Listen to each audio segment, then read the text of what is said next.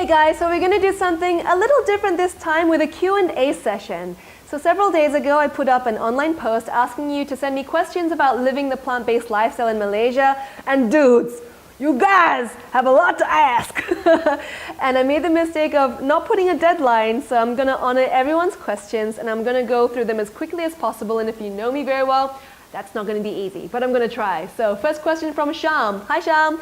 When you became vegan, did you gradually phase out meat or did you go cold turkey? I went gradual, and it wasn't based on my own volition. It was because my parents did not want me to go fully vegetarian when I was 16. They just figured that it was crucial for me to eat meat as part of a proper diet. And I'm very grateful that happened actually, because that gave me the chance to fully educate myself with documentaries and books and articles, so that when I was ready to make the full transition, I would do it right.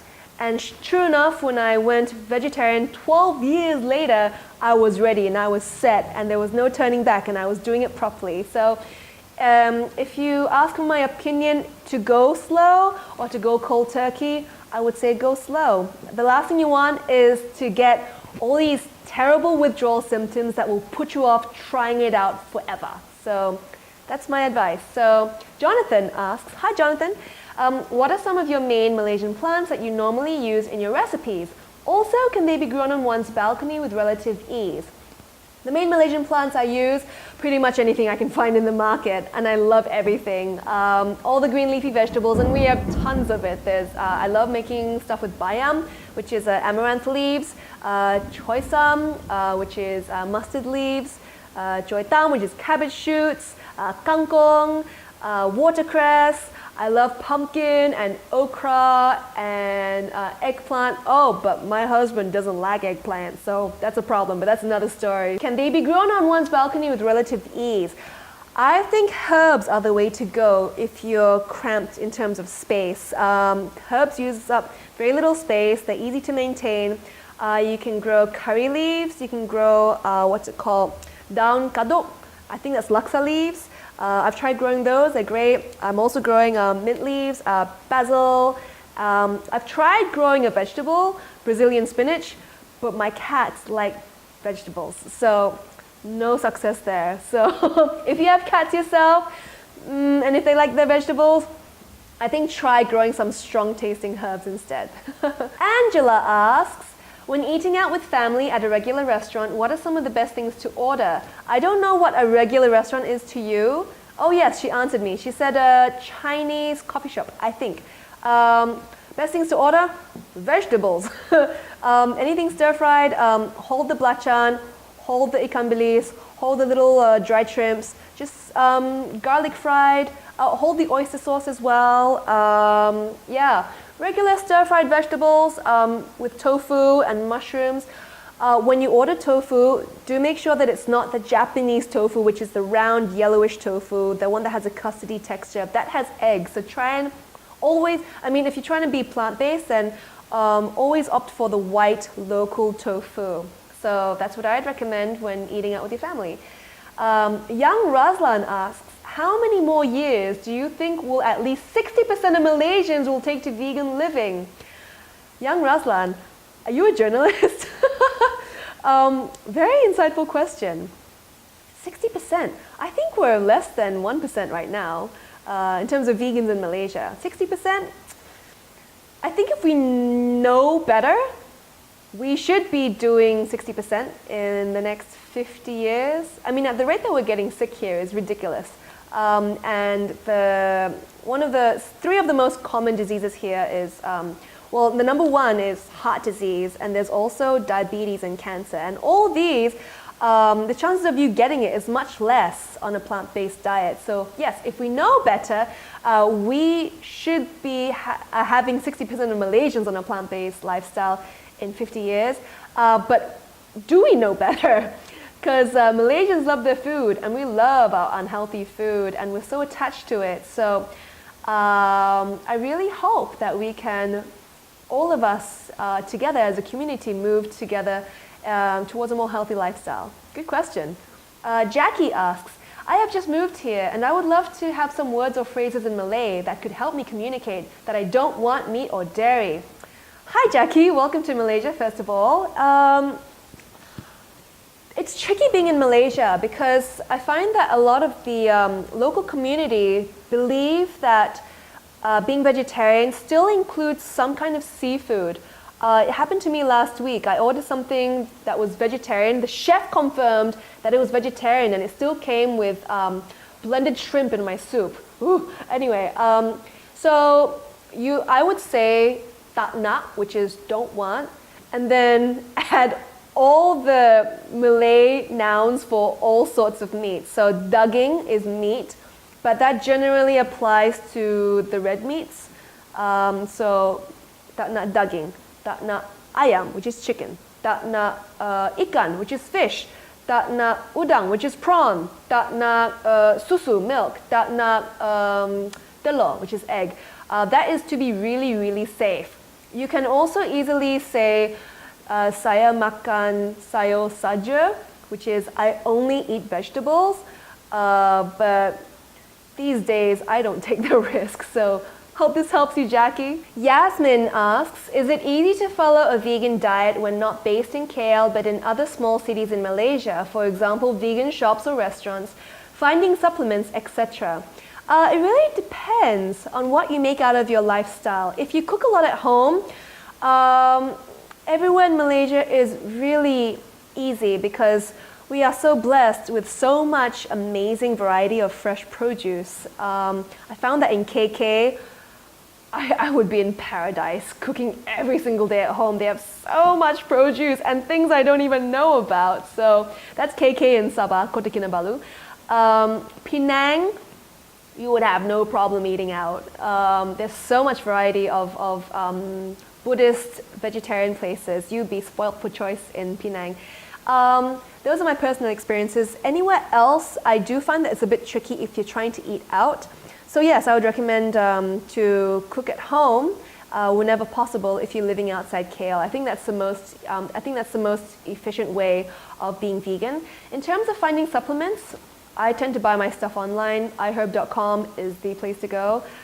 So hope that helps. Here's a question from Ariana. I came across some people saying they can't go vegan because they are of O-type blood. Any vegan ways to fix their issues?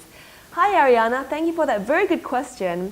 So I am a blood type B person, which makes me a nomad. So I can't take certain grains and certain vegetables, but I can sustain myself a lot on milk.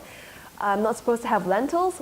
Had that for dinner last night, no problem. I'm not supposed to have buckwheat. Had that for breakfast today, no problem.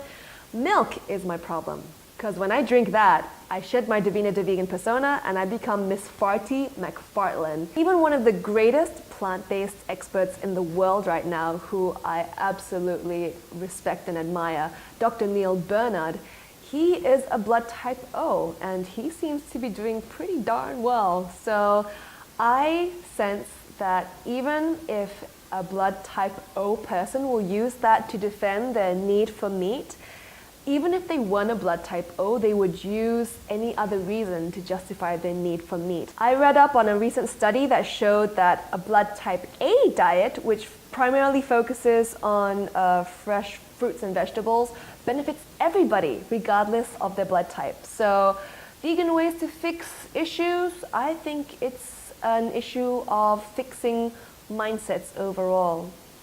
Yeah. Aisha asks, how would you suggest substituting yogurt, cheese and butter? I love cheesecake too much and butter with my pancakes. Hello Aisha, I feel you. I love my cheesecake, I love my pancakes, and I haven't stopped eating both since going vegan. For yogurt, I have a recipe on my website for tofu yogurt and it only needs 3 ingredients, so that might be worth looking up. Cheese, dude, 2 words. Nutritional yeast. It is like yellow crack. It is, it's a flaky substance, very nutty, very cheesy. I love sprinkling it on popcorn. I love adding it to my stews and my pastas and my sauces and my dips when I make dips at home. Very versatile ingredient that I highly recommend that you keep in your household. Butter, you can use vegan butter, which is a nice way of saying margarine, but I've tried washing margarine off my plates at home and I don't like the way it just doesn't melt, and I don't like the thought of that in my body, so I try and hold back on the margarine and I just use plain plant-based oils. like putting coconut oil on my pancakes. I love the tinge of coconut taste it lends. For bread, I just like putting sunflower oil, olive oil, flaxseed oil, just to give that bit of fattiness, right? For cheesecake, I have a recipe for cheesecake on my website too, and it uses cashews and cacao butter. It's a bit on the luxurious side, but there are so many recipes of vegan cheesecake online and you can easily Google that up. Alina asks, what are the basics I need to know about being plant-based in terms of getting the right nutrition? I have just found out that I have low vitamin A, B, E, and K because my stomach is not absorbing these vitamins. Hi Alina, thank you for your question. To be honest, I don't think I'm the right person to answer this because I'm not trained or certified in nutrition. I guess a layman advice would be really stock up on your vitamin supplements. I have a stock up of vitamins when I feel that I'm not eating right, which is quite rare. I just stuff my face with vitamins. In terms of getting the right nutrition, yeah, I would think that you should seek the advice of a plant-based nutritionist. And I do know of one in KK, in Sabah. I can share that contact with you. There is a plant-based doctor in KL as well, believe it or not. So I'd be happy to share that contact with anybody who would find that helpful. And oh man, I'm sorry that your stomach is not behaving the way it should. And I don't know your exact condition, but I have heard that colon hydrotherapy works wonders. So if you haven't heard of that, that might be worth checking out. Thanks, Alina. Get well soon. Diana asks, what's the most challenging part of living a plant-based lifestyle in Malaysia? The most challenging part of being plant-based in Malaysia is not the diet itself, but other people. I think that there are so many different beliefs about what a plant-based diet is, and it's challenging to always moderate the different things that are thrown at me. Not just from non-vegans, but from vegans as well. That's the problem of being a moderate vegan, always moderating the entire spectrum of beliefs and values and all that. So that's the challenge for me, because when you're bombarded all the time, you just want to hide yourself in a hole somewhere. But apart from that, I'm always enjoying and appreciating dialogue constantly from people from all walks of life. So thanks, Diana. Very good question. Matt asks, oven-baked recipes that are quick. What are some of your faves? Hi Matt, thanks for your question. Dude, kale chips are the bomb. It is ready in 15 minutes. It's a party in your mouth. And if you tend to go local, like I most often do, I replace kale with joy tam, which is cabbage shoots, or kailan, or any other local green leafy vegetable that has a very thick, waxy leaf. That can replace kale in the chips. And I don't know if half an hour is considered quick for you, but I love making meals with my oven in half an hour. So I chop up potatoes, toss them with oil and salt and pepper, put that in the oven at 180 degrees for half an hour, and halfway through that, I chuck in all the other vegetables that I want to eat with those potatoes, all the other veggies like tomato, carrots, broccoli, green beans, marinated tofu if I have time to do that. And what comes out is the most fuss-free, tastiest dinner you can have. And I love doing that too. So thanks, Matt. Hope that helps you. Christine asks, aside from the few same-y veggie dishes from the Chap Fan stall, likely cooked using pork lard, and the occasional BLR, where else can we find cheap and cheerful vegan options? Hi Christine, thanks for your question. I'm sorry I'm not very sure what BLR is. And I love my Chap Fan, so I ain't complaining about Chap Fan. But if people would like to try a different scene, my go-to place, amongst many other vegans, is Sulla in Hartamas. They offer Tex-Mex food. It is completely plant-based. They have amazing burritos. If you want to go local, they have for 12 ringgit a bowl of steaming kari laksa. It is so full of spice and herbs and flavor. And the nasi lemak there is really good too. There is also a place in Petaling Jaya called Nature's Recipe Cafe. It is very near PJ Hilton. It's within walking distance from there. I have been there very often, even since my commuting days. And in the 8 years that I've been supporting that place, the prices haven't changed that much. So most meals can still be bought under 10 ringgit. So that is something I recommend in PJ. In Sentul, there is a cafe called the Black Cat Cafe. It's a vegetarian cafe with lots of vegan options. It's the cutest little place you can get stuck in when it starts to rain, like now. And also very good meals for under 10 ringgit. So those are my recommendations. And start asking people about what they would recommend, because that's how I started my own database of cafes around the Klang Valley. Somebody somewhere will know somebody who's a vegetarian and will tell you their recommendations. So keep on asking and you'll keep receiving all these great recommendations. And that's all the questions we have for this session. So thank you so much for your curiosity and wanting to find out more about the plant-based lifestyle in Malaysia.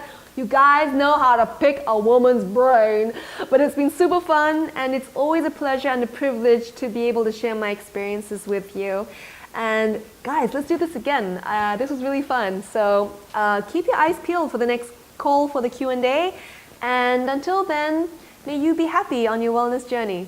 Till next time.